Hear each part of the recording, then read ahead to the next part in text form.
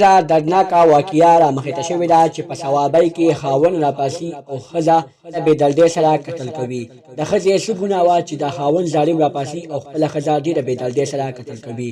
خو د خاوند یې د مخکې نه یوې جینۍ سره څه غلط تعلقات وو. د هغه غلط تعلقاتو په وجه باندې خاوند خپله ښځه ډېره بېدردۍ سره قتل کړه. خو څه وجه وه دوستانو؟ که چېرې تاسو د دې پوره معلومات نه ځان خبرول غواړئ، که اوسه پورې چا زموږ د چینل مخه نه وي سبسکرایب کړې، خو موږ زموږ د چینل مخه سبسکرایب کړئ، تړلې نشان ورڅخه مخه ووهئ چې زموږ هر یوه نوې معلوماتي ویډیو تاسو ته په اسانۍ سره میلاویږي.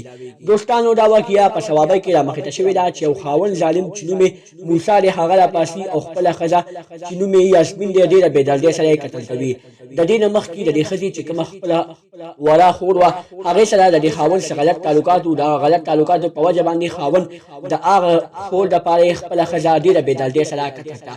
خو دوستانو چې کله یې خپله ښځه ډېره بېدردۍ سره قتل کړه او بیا پولیسو هغه کس ګرفتار کړو، نو پولیسو ترې نه تپوس وکړو چې تا خپله ښځه ولې دومره بېدردۍ سره قتل کوله.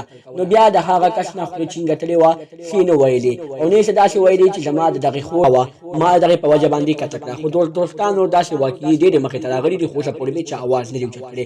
خو ډېر ظالم خاوند خپله ښځه د ښځې په خور باندې ډېره بېدردۍ سره قتل کړه. دوستانو د هغه ښځې چې کومه وړه خور وه چې کله به دا ښځه بیماره شوه نو هغه وړه خور به وړه خدمت ته راتله. هغه وړه خور یې 15 شپاړسو کالو وه، خو دې ظالم هغه وړه خور سره یې غلط تعلقات شروع کړي وو. خو هغه وړې خور یې ورسره دې سره غلط تعلقات شروع کړي وو. دغه غلط تعلقاتو نن داسې کار وکړو چې دغه خاوند یې خپلې ښځې ته مجبوره کړو چې خپله ښځه ډېره بېدردۍ سره قتل کړي.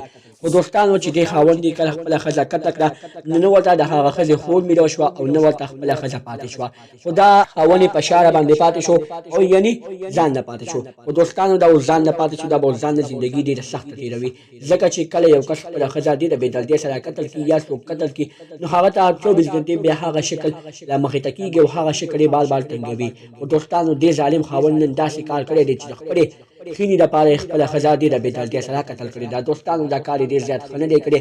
نو دا خاوند ظالم وایي چې ما خپله ښځه نه قتل کوله، خو زه دغه خینې مجبوره کړم، زه دغه خینې غلط کار مجبوره کړم. ما ویلې چې زه به خپلې خینې سره بیا غلط کارونه ښه په ازادۍ سره کوم چې زه خپله ښځه ډېره بېدردۍ سره قتل کړم.